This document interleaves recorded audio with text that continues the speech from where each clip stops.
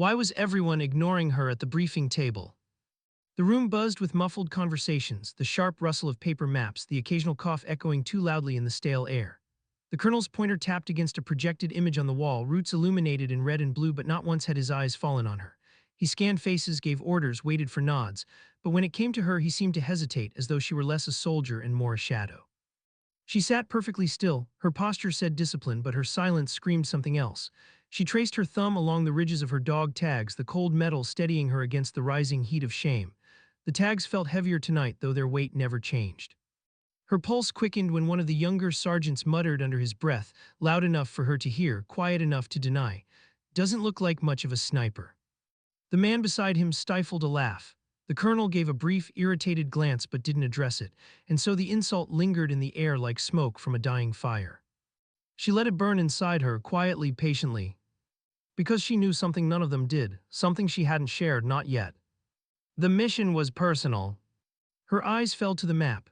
Red zone highlighted, enemy presence, patrols, hideouts, but she wasn't studying the terrain anymore. She was tracing the thin line of ink that led to the mark, the target. A face flashed in her mind, a voice she hadn't heard in years. She clenched her jaw. This wasn't about glory or proving herself to the men at the table. This was about keeping a promise she'd whispered in the dark to someone who never came home. When the briefing ended, boots scraped against the concrete floor, chairs dragged back, men gathered their gear. Laughter spilled into the hall, laughter too loud, too forced. She didn't move.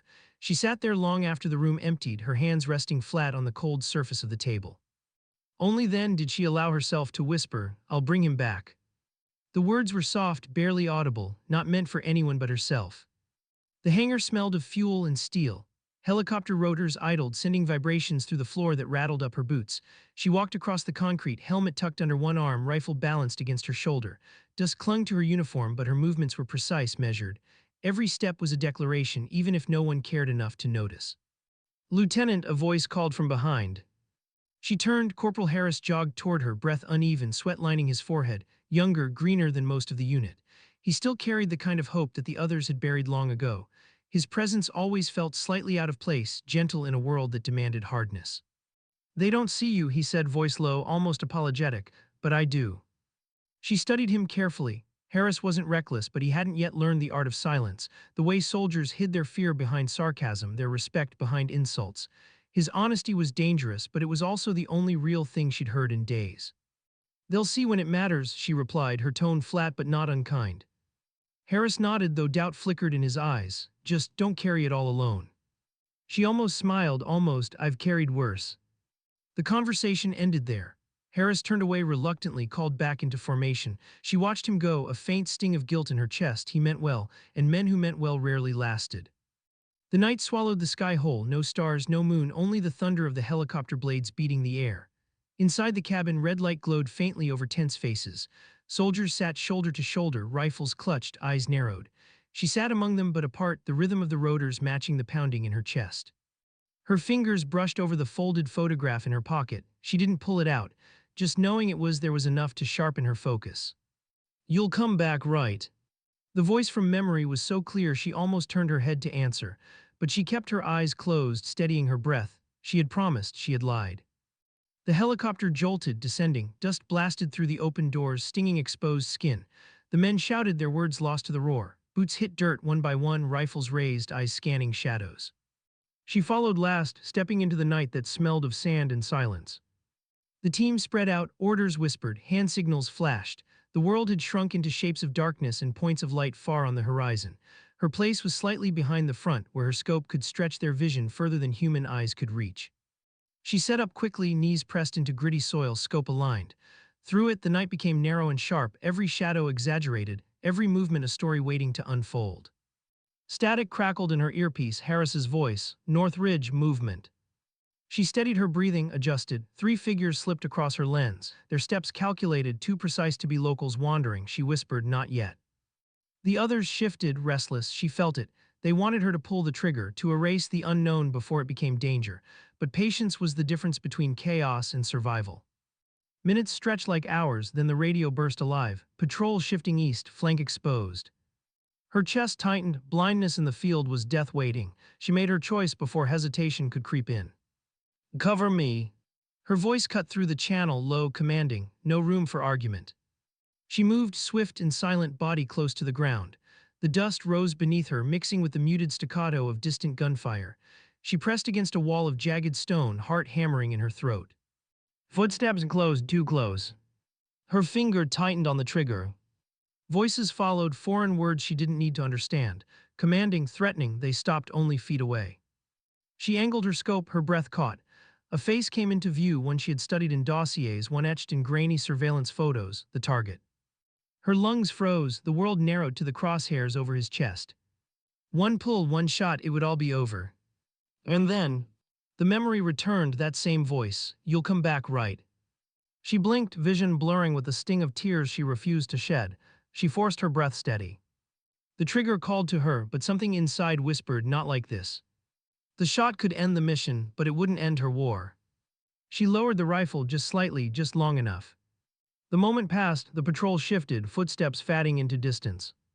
When she regrouped with the team, eyes burned into her. The captain's stare was sharp, questioning. The others glanced at her as though she were fragile glass in a world of steel. Only Harris dared to speak, his whisper carried on the crackle of the comms. "You had him, why didn't you?" Her voice was rough, stripped bare. Because victory isn't in triumph, it's in the souls carried forward. He didn't understand, not yet, but he would. And as dawn bled into the horizon, painting the sky with a thin line of fire, she felt the weight of her choice settle deep inside her chest. The mission was far from over, but tonight she had kept something alive, something they couldn't measure on maps or charts. And she knew this was only the beginning. Why had she lowered her rifle? No one asked it aloud, but she could feel the question hanging in the air between every step the unit took. The silence of men was sometimes louder than words. Boots crunched on gravel, weapons glinted under the fragile rise of dawn, but behind each shadowed glance was doubt. She felt it, she carried it. They didn't see what she saw through the glass. They hadn't heard the voice in her head, the echo of a promise that made her hands tremble. The sun climbed higher, weak and pale against the desert. Heat crawled over their uniforms, sticking cloth to skin, pulling sweat from every pore. The captain gave clipped orders, his tone heavy with the unspoken, "Stay in line, don't falter again." She fell into formation, but her mind wandered back to that face. The target, alive, breathing, walking still.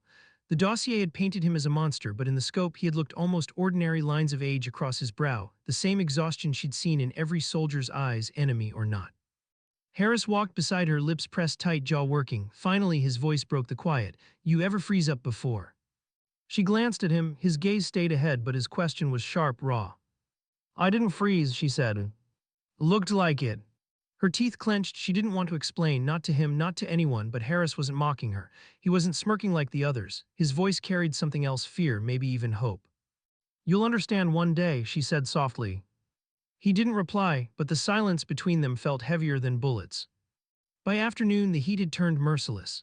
The ground shimmered, the sky stretched wide and empty. The squad reached a ruined village, walls crumbling, windows shattered. The smell of smoke still lingered as though fire had passed through just hours ago. The captain ordered a sweep. They moved cautiously, boots crunching over broken glass. Dogs barked somewhere distant, the sound cutting through the quiet like a blade. She raised her scope again, scanning rooftops, alleys, doorways. Each shadow could hide death. She caught a flicker of movement, small, quick, not military. A boy no older than 10, darting from one collapsed wall to another.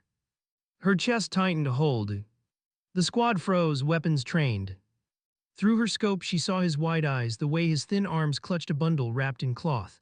He wasn't a threat, he was terrified. The captain's voice snapped through the comms. "Take the shot, could be bait." She hesitated, every muscle locked. "No," she whispered. "Lieutenant, that's an order." She swallowed hard, her trigger finger hovered, her heart screamed. The boy stumbled, dropped the bundle. A loaf of bread spilled onto the dirt. Her voice cracked, "He's just a kid." The captain cursed, low and bitter, but didn't repeat the order. The others shifted uneasily. Harris muttered under his breath, "Jesus." The boy vanished into the ruins, running for his life. The silence that followed was unbearable. She lowered her rifle, chest heaving. Every choice was a fracture, every moment a crack in the armor she wore. And still she knew she couldn't kill him, not just to prove obedience, not just to erase suspicion. The colonel would hear about this, she would pay for it later, but for now she had saved a soul.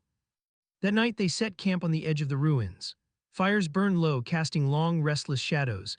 The men spoke in hushed tones, swapping fragments of stories, pieces of home they carried like contraband. She sat apart, cleaning her rifle with methodical care. Each click and scrape echoed louder in the quiet than laughter ever could. Harris joined her, settling onto a broken slab of stone. He pulled a small photograph from his vest, creased, smudged, edges frayed, a woman, two kids, smiling in the captured moment. "My sister's family," he said, voice low. "I keep it close, reminds me why I'm here."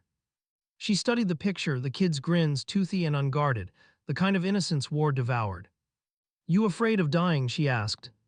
He was quiet for a long moment. The firelight danced across his face, making his youth sharper, more fragile. "I'm afraid of dying and it meaning nothing. That's worse, isn't it?" She looked back at her rifle. The weapon was spotless now, but the weight of it felt dirty in her hands. "Everything means something," she said, but her voice wavered. Because in her heart, she wasn't sure if she believed it anymore. Sleep didn't come easy. The night pressed down, filled with the distant growl of engines, the occasional crack of gunfire far off. She lay awake, staring at the torn fabric of the tent above her, mind drifting back to the voice. "You'll come back, right?" She saw his face again, her brother, younger than her by 3 years, but always the braver one.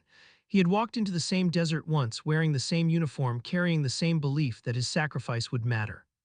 But he never came back. When they told her, she didn't cry, she didn't scream, she just folded the photograph and put it in her pocket, and she swore one day she'd finish what he started, she'd carry him forward. This mission was her chance, not to kill, not to triumph, but to make sure his ghost wasn't wasted. Morning arrived with chaos. Gunfire shattered the air before dawn. Bullets ripped through the ruins, sending shards of stone and dust flying. The squad scrambled, rifles raised, shouting over the storm. She rolled to her position, scope aligned. Figures moved in the haze, shadows darting between walls, flashes of muzzle fire splitting the gloom. Her heart hammered, but her hands were steady.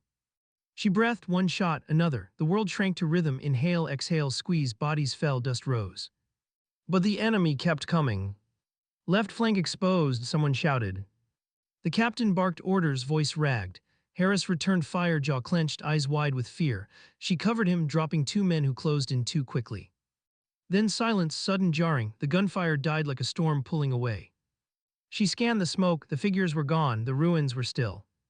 But she knew it wasn't over, this was only the first strike. The squad regrouped, shaken, faces pale beneath grime. Two men were down, one dead, one barely clinging. Medics worked in the dirt, pressing hands against wounds that wouldn't close. She stood apart, rifle lowered, her eyes fixed on the rising sun. The light burned against the smoke, turning the sky into a battlefield of fire and ash. Her chest ached. Not from fear, not from exhaustion. From the weight of a truth she couldn't shake. This war wasn't about winning. It was about who lived to tell it. That evening, as the survivors sat in silence, she finally spoke. "You all think victory is in the kill, in the number, in the shot that drops the man in your scope." They looked at her, weary eyes narrowing, suspicion brewing. She swallowed, forced her voice steady. "But it is victory in the ones we carry forward, the ones who survive because we chose patience over pride, mercy over fear." The fire cracked, the men shifted uncomfortably. Only Harris met her gaze, his photograph still tucked safely in his vest. And in that moment she knew he understood, at least a little. The night stretched long, heavy with unspoken words. The desert wind hissed through broken walls, carrying the stench of smoke and blood. She sat awake, staring into the fire, the photograph in her pocket pressed hard against her leg. Her brother's voice echoed one last time, "You'll come back, right?" Her answer was no longer a whisper. "Yes." But she didn't know if she believed it. Why did the silence feel heavier than the gunfire? The ruins were quiet now, but not peaceful. Quiet like a graveyard where every brick carried memory, where every breath seemed stolen from someone who had already given theirs. The squad moved slowly, heads low, voices muted. Two men were gone, one buried under stone, another under blood-soaked soil. Their absence hung like ghosts at the edge of vision. She walked behind them, rifles slung but eyes sharp. Her body carried fatigue, but her mind carried something sharper, the image of the boy clutching bread, the boy who had vanished into the ruins hours before the attack. Had he seen the gunfire? Had he run farther into the desert alone? Or worse, had he been caught between both sides, another casualty no one would record? The thought stabbed deep, because every death here wasn't just a number. Every death was someone's photograph folded into someone else's pocket. Harris fell into step beside her. His uniform was torn, streaked with dust and sweat. He looked younger now, though his eyes were harder. "They'll blame you for the boy," he said quietly. She didn't flinch. "They can blame me, I'll carry it." He studied her profile, searching for cracks in the armor she wore. Why keep carrying things that aren't yours? Her jaw tightened, the memory rose unbidden. Her brother's laugh, the way he had ruffled her hair before he left for his final deployment, the letter she never answered. Because no one carried him, she whispered. Harris didn't press, he nodded once as though the weight of her words pressed him too. By dusk they reached higher ground. The land stretched wide, rolling sand, jagged stone, the faint line of smoke on the horizon. Their radios crackled with static, broken reports from command. The colonel's voice came through sharp and clipped, but even he sounded tired. Intel confirms the target is moving east. Fast, you missed your window, adjust course. The captain's jaw locked as he responded. Copy, recalculating. Eyes flicked toward her, not openly hostile but questioning. She lowered her gaze, pretending not to notice. The truth was she had missed her window by choice, and now the whole mission shifted like sand underfoot. The squad dug in for the night, no fires this time, too exposed. They sat in the dark, whispering in fragments, chewing rations that tasted like cardboard. She sat apart as always, listening. One of the older men, Staff Sergeant Nolan, spoke into the shadows. His voice was gravelly, worn. Used to be a teacher, he said suddenly, as if confessing. 5th grade, thought I'd spend my life grading math quizzes, breaking up fights over pencils. No one interrupted, even the captain looked over, curious. Then my boy enlisted, Nolan continued. His voice cracked, barely audible. Thought if I signed up too, maybe I could keep him safe. Turns out I couldn't. Buried him 2 years ago, and I'm still here. Don't know if that makes me loyal or cursed. Silence, heavy, uncomfortable. She felt the words cut into her. Another father, another loss, another ghost walking beside them. Harris shifted closer, whispering, you hear stuff like that and you realize none of us came here clean. She nodded, though her throat felt tight. None of them were clean, and some stains never washed out. Sleep never came. She lay awake, eyes tracing the stars above, listening to the endless wind. Each gust carried whispers, fragments of her brother's voice, fragments of her own guilt. She remembered the day she enlisted. Her mother had begged her not to. I lost one child, don't make me lose another. But she couldn't explain, couldn't put into words the promise that burned inside her chest. Her brother's laugh, his easy courage, the way he believed she could be more. When the flag draped his coffin, she had stood stone still. No tears, no sound, just the vow, I'll carry you forward. The vow was louder than her mother's pleas, louder than reason. And here she was, miles from home, chasing a ghost through sand and ruins, risking lives not for orders but for redemption. Dawn came with fire. Not from the sun, from mortars. The first blast shook the ground, sending shards of rock raining down. Men scrambled, shouting. Another shell slammed into the ridge, a thunderclap that stole the air from her lungs. Contact, incoming fire, the captain roared. She grabbed her rifle, crawling to position. The scope revealed figures cresting the ridge opposite, dozens of them moving with precision, more than expected, too many. Gunfire erupted, the air filled with dust, smoke, and the high-pitched scream of rounds tearing past. She steadied her breath, sighting targets, pulling the trigger in rhythm. One down, another. The rifle kicked against her shoulder, each shot a controlled release of pressure. But they were outnumbered. Fall back, the captain ordered. They moved downhill, scrambling over rocks, bullets chasing them. Harris stumbled, nearly fell, but she caught his arm, yanking him forward.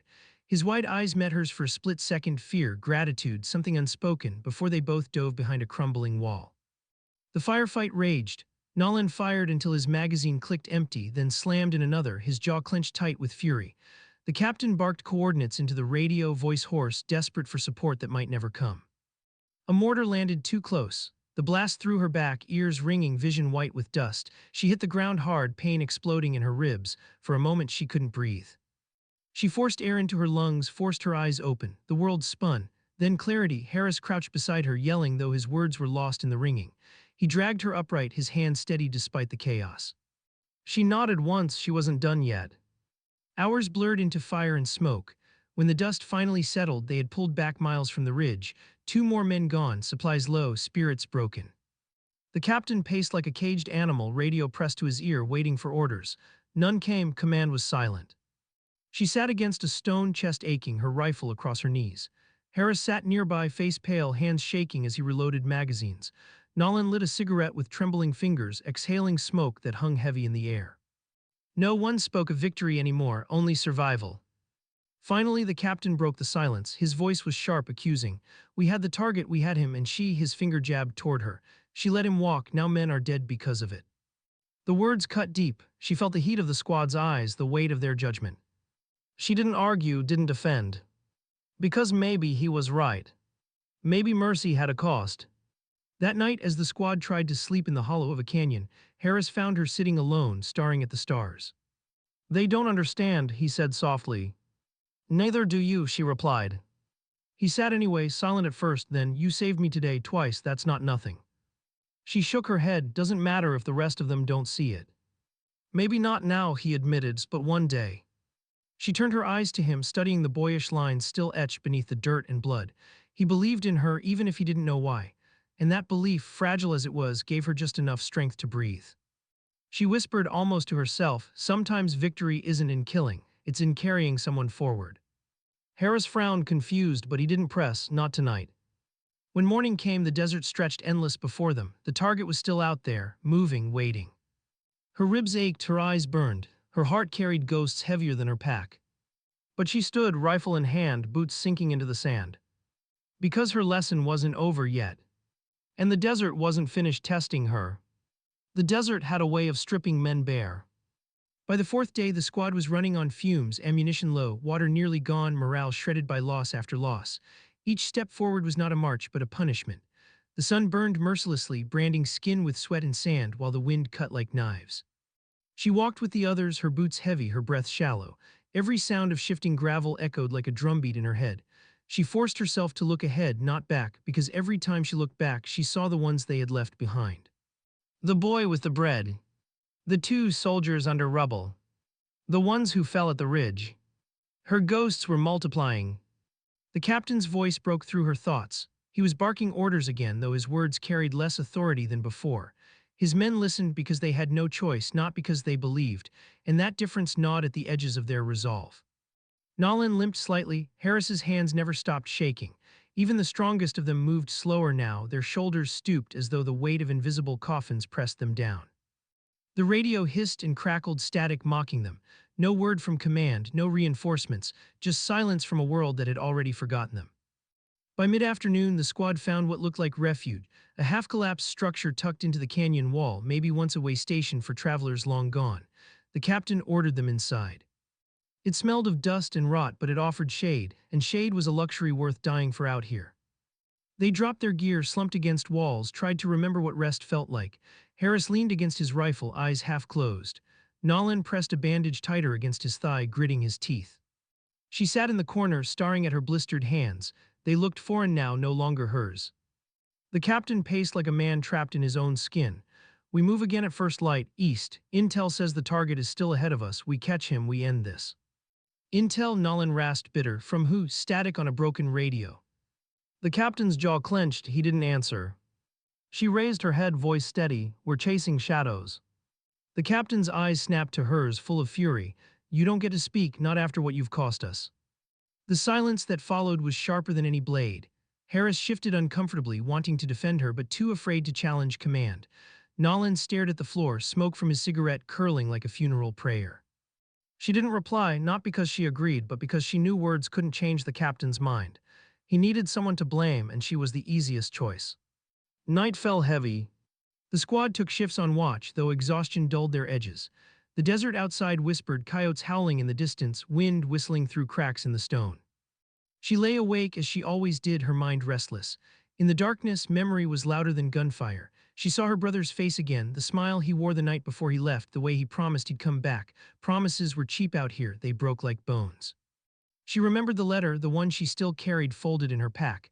His last words to her, written before the mission that killed him. She hadn't read it in months. She was too afraid of the weight inside it. Tonight the fear gnawed stronger. Slowly, quietly, she pulled the letter out. The paper was worn soft at the folds, stained at the edges with sweat and time. Her fingers trembled as she unfolded it, eyes scanning the handwriting she knew better than her own. "If you're reading this, it means I didn't make it home, but don't let that bury you. You have more fight in you than you know. Promise me this, don't fight to prove yourself, fight to protect what's worth saving, even if the world tells you it's not worth it." Her throat tightened, her vision blurred. She pressed the paper to her chest as though holding it close could bring him back. Outside, gunfire shattered the silence. "Contact," Harris's voice echoed through the ruins. She shoved the letter back into her pack, grabbed her rifle and sprinted to the doorway. Muzzle flashes lit the night, figures moving in the dark, their silhouettes sharp against the stars. "Ambush," the captain roared. Bullets tore through stone, splintering walls. The squad scrambled into defensive positions, firing back into the shadows. She took aim, breath steady despite the chaos, dropping one attacker then another. Dust and smoke filled the air, the acrid smell of gunpowder clinging to every breath. Nolan cursed loudly, clutching his bleeding leg again, firing one-handed. Harris ducked low, reloading with shaking fingers, his face pale as death. The captain barked orders, but his voice was drowned out by the storm of gunfire. She moved without thinking, instinct carrying her forward. She pulled Nolan behind cover, pressed her own bandage against his wound, then swung her rifle back up to fire again. Every shot was survival, every breath was defiance. Minutes felt like hours. Finally, the attackers melted back into the desert, leaving silence in their wake. But the silence was different now, heavier. Because Harris wasn't answering roll call. They found him slumped against the wall, blood seeping through his chest, his rifle still clutched in his hands. His eyes flickered unfocused, lips trembling with half-formed words. She dropped to her knees beside him, pressing hard against the wound, her hands slick with his blood. "Stay with me, do you hear me? Stay." His eyes found hers, glassy, desperate. He tried to speak, but only blood bubbled at his lips. "No, no, no, don't you dare quit," her voice cracked, raw with fury and fear. The captain's voice came sharp. "He's gone, we can't waste time." "Shut up," she screamed, the sound tearing from her chest like thunder. "He's not gone." Harris's hand twitched, grasping weakly at hers. She held on tight, squeezing as if her grip alone could anchor him to the earth. For a moment his lips formed one word. She leaned close, straining to hear. "Carrie." Then the light faded from his eyes. Her scream shattered the canyon walls. The squad stood frozen. Nolan lowered his weapon, eyes wet. Even the captain faltered, his anger hollow now. She cradled Harris's lifeless body, rocking slightly, whispering words no one else could hear. Words for him, words for her brother, words for every ghost she carried. When she finally laid him down, she stood slowly, her face streaked with blood and tears. Her hands shook, not from fear but from rage buried too deep to contain. She looked at the captain, her voice low, deadly calm. "You think this is about a target, about orders? No, this is about us, about the ones who die while command sits in silence." The captain glared, but something in his eyes betrayed uncertainty. She took a step closer, her rifle hanging at her side like a warning. "I don't care what command says anymore. I'm not here for them. I'm here for him, for all of them." Her voice cracked, but her stare didn't waver. "I'll carry them, every one of them, even if it kills me." The squad buried Harris at dawn. The desert wind carried dust over his grave, erasing it too quickly, as though the earth itself wanted to swallow the memory. Nolan muttered a prayer, the captain stayed silent. She stood last, staring down at the fresh mound of dirt. She whispered the vow she had whispered once before at another grave draped with a flag. "I'll carry you forward." Then she turned, shoulders squared, eyes burning. The desert was still endless, the mission still unfinished. But she walked on because ghosts demanded nothing less. The desert gave nothing back. By the time the sun rose, the sand had already begun erasing Harris's grave. The mound they had worked with tired hands the night before was flattening, fatting, swallowed by a landscape that remembered no one. She stood longest, watching the wind undo their effort. Her eyes burned with sleeplessness, with grief that gnawed at her bones. She clutched the strap of her rifle tighter, as if it were the only thing anchoring her to this world. Nolan limped beside her, his voice soft, ragged. "We should keep moving. If we stay, we'll just—" He stopped himself before saying it. "Die." The captain barked the order anyway. His tone carried no weight, no conviction. The men moved because there was nothing else to do. So they walked east, always east, toward a promise no one trusted anymore. The silence between them grew heavier with each mile. Footsteps crunching on gravel, canteens rattling, empty breaths shallow and uneven. That was their only soundtrack. She tried not to think about Harris's last word, carry. It echoed in her mind, a plea, a command, a burden she couldn't escape. She wondered if he meant carry me home, or carry the mission, or something else, something she hadn't yet understood. The captain, as always, kept his distance. He moved at the front, eyes scanning the horizon, shoulders squared in defiance of despair. But his silence told the truth, he was unraveling. She could see it in the way his hands twitched at his rifle, the way his gaze lingered too long on the sand, like he was searching for something already lost. Nolan, limping, muttered under his breath about the futility of it all, about command abandoning them, about shadows of enemies that came and went like mirages. And she stayed quiet, not because she agreed, but because her words had begun to change. She no longer spoke for herself, she spoke for the dead, and the dead deserved silence until the moment silence broke. By afternoon they found water.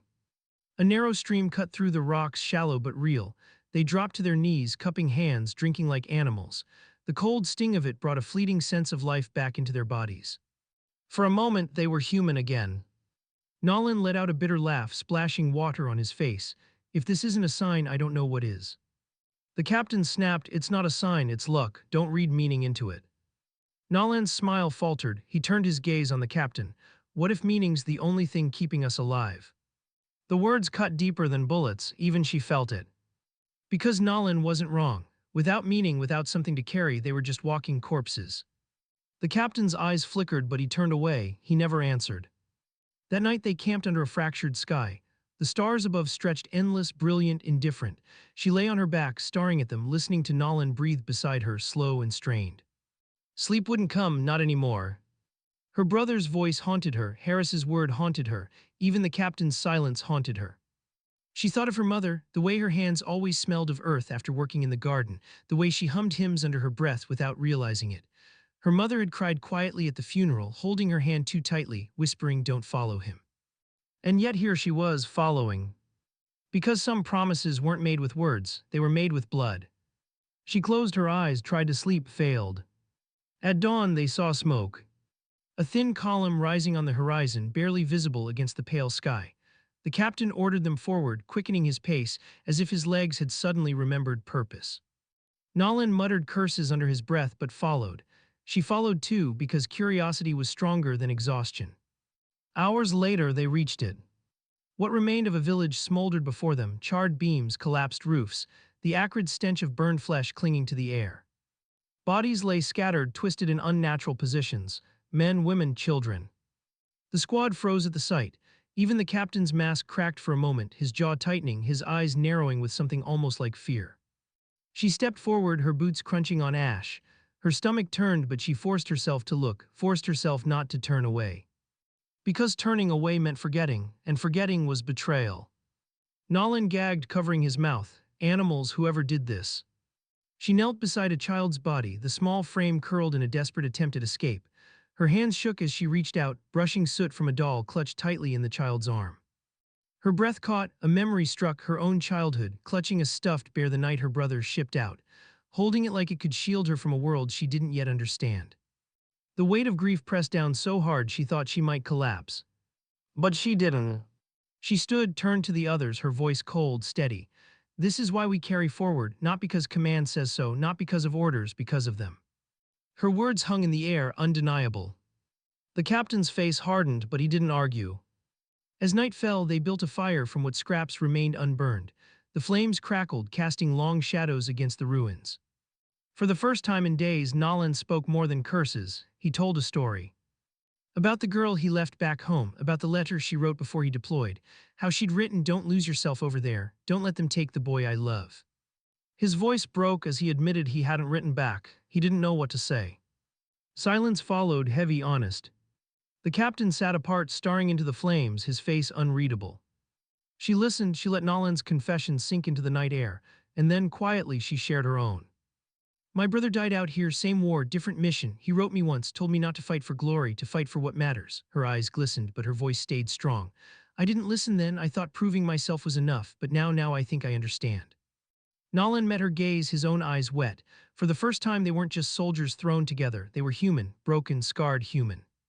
When the fire died low, she pulled the letter from her pack again. Her brother's handwriting glowed faint in the last embers. She read it silently, letting the words carve deeper into her. She didn't notice the captain watching her from the shadows.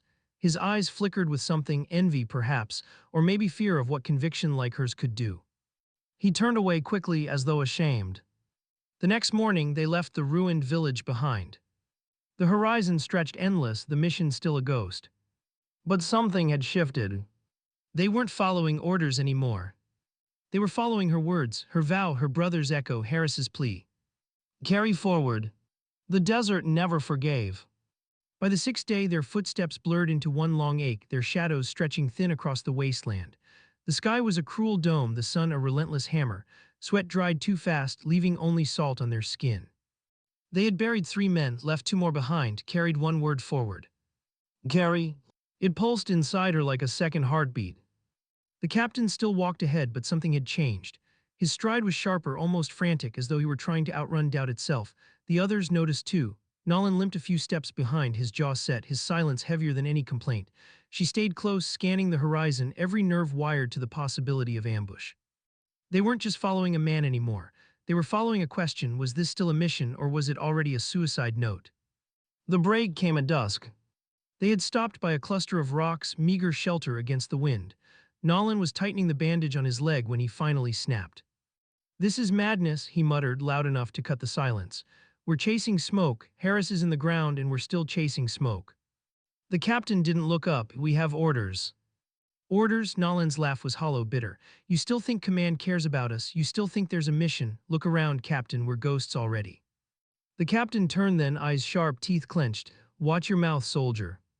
Nolan didn't flinch. "I'll watch it when you admit you've led us into hell for nothing." The air cracked with tension. The captain's hand twitched near his weapon.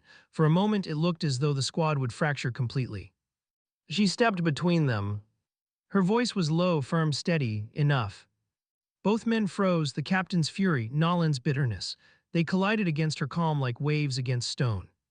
She looked at Nolan first. "He's not wrong. We've lost too much to pretend this is simple," then at the captain.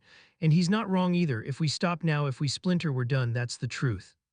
The silence that followed was heavy. The captain's jaw flexed. Nolan's chest heaved. She added softer, "We carry them forward. That's the only way this means anything." Her words lingered in the air. The captain didn't answer. Nolan didn't argue, but something shifted in their silence. That night she couldn't sleep. She sat apart from the others, staring out at the endless dark, the stars sharp and cold above. Every gust of wind felt like a whisper, carrying voices she half recognized. Harris, her brother, maybe even herself, years younger, before the uniform, before the weight of the dead pressed her down. The captain approached quietly. His boots crunched softly on gravel. For once he didn't carry command in his voice. "You speak like you've buried more men than your years allow." She didn't look at him. "I have." He crouched beside her, the firelight flickering against the hard lines of his face. For a moment he seemed less like a captain, more like a man stripped bare. "You think I don't carry them too?" His voice was rough, almost defensive. "Every man I lose, every order I give that costs a life, I carry it, and it's killing me." She finally met his gaze. His eyes were tired, broken in ways he'd never admit aloud. "I believe you," she said quietly, "but carrying isn't the same as leading." His jaw tightened, the truth stung. For a long moment neither spoke. The fire crackled, wind hissed, the desert held its breath. When he finally stood, his voice was barely above a whisper. "Maybe you should be leading them." He walked away before she could answer. The next morning, the world shifted again. They found signs, tracks in the sand, fresh. More than one set, not villagers, fighters, moving east, same as them. The captain ordered pursuit, but the words no longer carried command. They carried suggestion. The squad followed not because of him, but because the tracks offered something rare: certainty, proof that they weren't chasing mirages anymore. Hours stretched into a blur of movement, pain, and silence. The tracks led them through narrow canyons, across jagged ridges, until finally, as the sun bled into the horizon, they saw it. A compound. Low walls of mud and stone, smoke rising from inside, figures moving along the perimeter. Armed, alert, real. The target. At last. Nolan cursed under his breath. Were three half-dead men and a woman against a fortress. The captain's eyes burned with something manic. "We came this far, we finish it." She stared at the compound, her chest tightening. This was what her brother had died for, what Harris had bled for, a pile of stone in the desert, another name on a list. She felt her hands tremble, then steady. "No," she whispered. The captain spun toward her. "What did you say?" She didn't flinch. "Not like this, not a frontal push, we'll be slaughtered." His eyes narrowed. "That's not your call." Her voice sharpened. "Then make the call and watch us die, but don't pretend it's leadership, it's suicide." For the first time, the squad's eyes weren't on the captain, they were on her. Nolan spoke first, weak but steady. "She's right." The silence that followed was louder than any explosion. They pulled back to the ridge, the compound flickering below them in the night. Plans were whispered in low voices, shaped not by command but by survival. They couldn't storm the gates, but maybe, just maybe, they could cut through the shadows, find a way in, strike without warning. The captain listened, silent, his face unreadable, but he didn't argue. For the first time, the path ahead wasn't his, it was hers. As darkness swallowed the desert, she stared down at the compound, her brother's letter heavy in her pack, Harris's last word heavy in her chest. This was more than a mission now, more than orders. It was a vow. She would carry them. Through fire, through deaths. through the silence that waited on the other side. And if she fell, then at least the earth would remember one thing. That victory was never triumph. It was the souls carried forward. Why was it always the quietest nights that carried the heaviest weight? The desert air had stilled as if the world itself held its breath. She sat alone near the edge of the forward operating base, helmet resting on the ground beside her, fingers tracing the fabric of the scarf folded inside her pocket. It wasn't regulation, it was personal, her mother. A piece of home she carried where regulations ended and silence began. The men had gone inside after chow, laughter echoing faintly through the walls. For a moment she envied them, their ability to shed the day's dust, to joke, to forget. She couldn't, she wouldn't. Every sound, every face, every detail stayed with her. Maybe that's why she couldn't sleep. Maybe that's why they trusted her with the shots no one else could take, because she refused to let go. But tonight wasn't about a shot, tonight was about waiting. She glanced at her watch, 23 minutes past 00. They were supposed to hear from the advanced team an hour ago, radio silence. The kind that burrowed under skin, not because of what it meant, but because of what it didn't yet say. A shadow moved beside her, Private Ortiz, younger than the war itself, carrying his rifle like it was both a lifeline and a curse. He hesitated before speaking. "Ma'am, you think they're all right?" His voice cracked. She recognized it, that fragile line between discipline and fear. She remembered being there once, before the mission stacked high, before the grief outweighed the count of victories. She didn't answer right away. Instead, she studied his eyes, searching, wondering if truth would serve him better than comfort. Finally, she said softly, "Hope is the only weapon we have when silence comes first. Don't put it down too early." He nodded, but she saw the flicker of doubt in his jawline, in the way he shifted weight from one boot to another. She didn't blame him. Hope was heavier than bullets. Minutes bled into more. The desert, vast and merciless, gave nothing away. Not the fate of the team, not the whispers of the enemy, only silence. Then a crackle, static, flared through the radio, sharp, jagged. Both of them froze. Ortiz's hand tightened on the receiver. "Advanced team, this is Outpost 3, copy." More static, then a voice, broken, rushed, low. "Under fire, compromised, need the line cut." The sound hung in the air like a shot that never found its target. Her pulse didn't spike, her breathing didn't change, but something inside her shifted, a gear locking into place. Orders would come, they always did, but she didn't wait for them. She leaned forward, gathering her gear, strapping on her helmet. Ortiz stared. "Ma'am." "They're not far," she said. Her voice wasn't loud, but it cut clean. "And if they're still breathing, we don't give silence the last word." Within minutes, the quick reaction force was assembling, boots slamming against gravel, weapons checked, radios buzzing with overlapping chatter. She watched it all, calm on the outside, storm underneath, because she knew going into a compromised zone was more gamble than mission. And yet here they were, because family doesn't leave family behind. The convoy rolled out, engines growling low, headlights cut, only infrared guiding the way. She sat in the lead vehicle, rifle across her lap, eyes locked on the horizon. The desert blurred past, dunes like sleeping giants, shadows stretching long under moonlight. Every bump jolted memory loose. Her brother. She hadn't spoken his name aloud in years, Daniel. He was 18 when he left for his own war, too young, too eager. She remembered hugging him on the porch, promising she'd write, promising she'd wait, but then came the call and the folded flag and her mother's silence. That was when she understood, some wars don't end when the shooting stops. Some wars follow you home. She swore that night never to be a folded flag in someone else's hands, but she also swore never to let anyone under her watch end up like Daniel. The memory tightened her grip on the rifle. She blinked it away just as the convoy slowed. The forward scout raised a fist. Dust drifted across the road, illuminated faintly in NVG green. Shapes ahead, burned-out vehicles, one still smoldering. Her chest went still. The team dismounted. The night pressed in thick, holding its secrets. She crouched low, scanning. Every sound amplified, the crunch of gravel under boots, the distant rustle of wind, the faintest metallic clink of a rifle strap. Then a whisper through comms. "Movement east side." Her breath caught. She saw them, shadows crawling low against the ridge. Not theirs, not friendly. The firefight broke before she even heard the first command. Muzzle flashes ripped open the night. Bullets snapped past, hot air slicing skin. Soldiers ducked, returned fire, radios exploding with calls and curses. Chaos. But her eyes locked onto one thing, a flare of motion near the wrecked vehicle. A hand, barely raised, barely there. Alive. Without thinking, she was moving. Low, fast, heart pounding but mind sharp. She darted between cover, bullets striking dirt inches away. She reached the vehicle, crouched, peered inside. A soldier, blood on his temple, breathing shallow. He grabbed her vest weakly. Others inside, his voice cracked like glass. She swallowed hard, scanning. Another body slumped further in, and another beyond that, 3, maybe 4, not all breathing. Her throat tightened. She pressed the comms. "I have survivors, cover me." But before anyone could respond, the ridge lit up again, RPG streaking down. The explosion tore the ground behind her, heat washing over her skin, ears ringing. Dust swallowed the world. Through the haze, she dragged the first soldier out, gripping under his arms, pulling with everything left in her. A bullet sparked off metal inches from her head. She didn't stop. She wouldn't. She hauled him behind cover, pushed him into Ortiz's arms, shouted, "Get him out."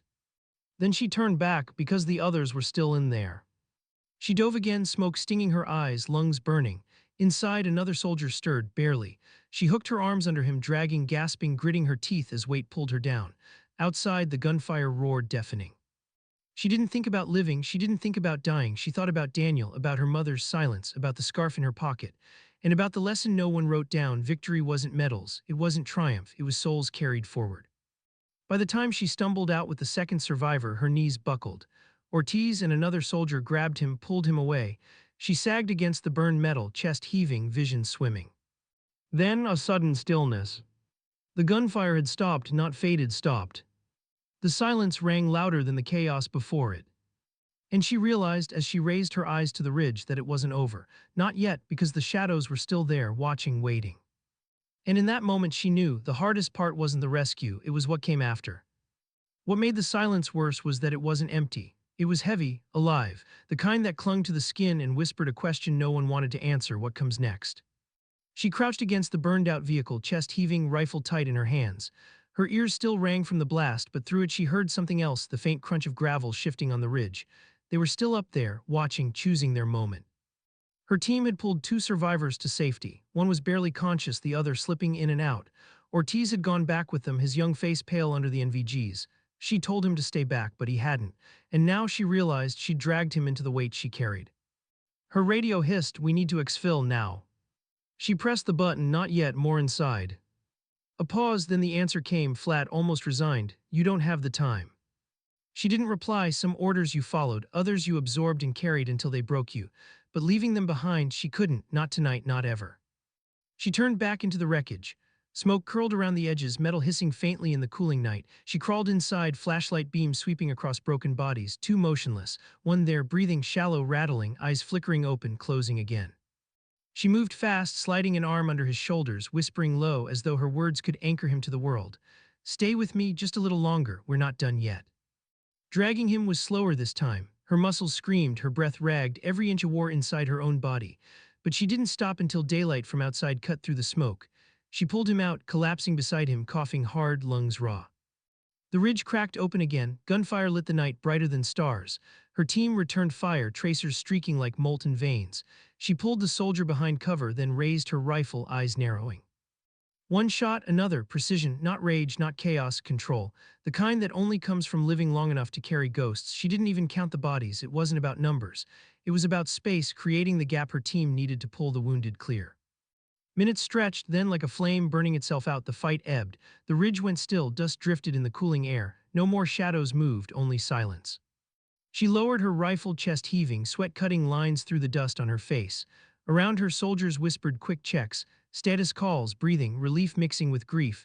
3 pulled out alive, 4 left behind in the wreck. She closed her eyes, head tipping back against the metal. For a heartbeat, she let herself feel it. The weight, the failure, the small, stubborn victory that never looked like triumph. When she opened her eyes, Ortiz was kneeling beside her, his face streaked with dirt, eyes wide, still too young. "You went back," he said quietly. She studied him, saw the tremor in his hands, the way he tried to hide it. She remembered being there once. She wanted to tell him the truth, that going back doesn't erase the ones you couldn't save, that it just adds another scar you learn to live with. But instead, she touched his shoulder and said, "We carry who we can." The convoy rolled out just before dawn, engines low, tires grinding over sand in silence. She sat in the back, helmet resting in her lap, scarf in her hand. The desert stretched endless beyond the window, painted in pale hues of mourning. She thought of Daniel, of her mother's silence when the officers stood at the door, of the years she spent building walls around grief, turning it into armor, into skill, into something sharp enough to survive with. And she thought of the soldier breathing shallow beside her, face pale, pulse weak but alive. For the first time in years, she let herself whisper his name. Daniel, the sound caught in her throat, and for the first time it didn't break her, it steadied her, because maybe this was how she carried him, not by burying his memory but by refusing to leave others behind. Back at the forward base, the survivors were rushed into the medic tent. Voices rose and fell, supplies rattled, someone cried softly in the corner, muffled by a hand. The air smelled of antiseptic and blood. She stepped outside. The sun had fully risen, spilling light across the compound walls. She stood in it, eyes closed, face lifted, breathing deep. The world kept moving, no parade, no speeches, just the hum of generators and the clink of tools, life going on. Ortiz joined her. He didn't say anything at first, just stood beside her, silence comfortable now instead of fragile. After a moment he asked, "Ma'am, how do you know when you've done enough?"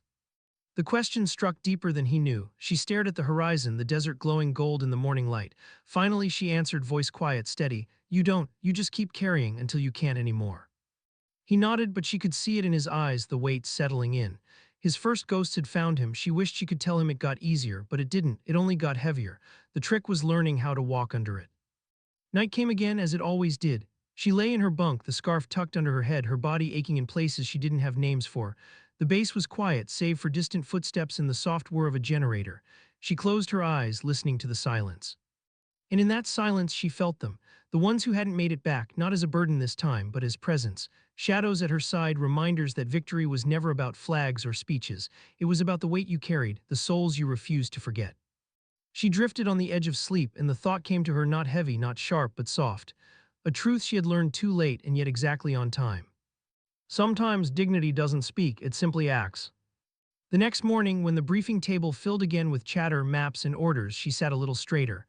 The others glanced at her, some with respect, some with the distance people give those who carry too much. She didn't mind. She was here, still standing, still carrying. And as the sun rose higher over the desert, she knew her lesson was simple. Victory wasn't in triumph, it was in the souls carried forward. The room faded, the voices dulled, and the image lingered, her hand resting on the scarf. The desert stretching endless beyond the wire, her eyes steady, her silence stronger than any words. And that was enough.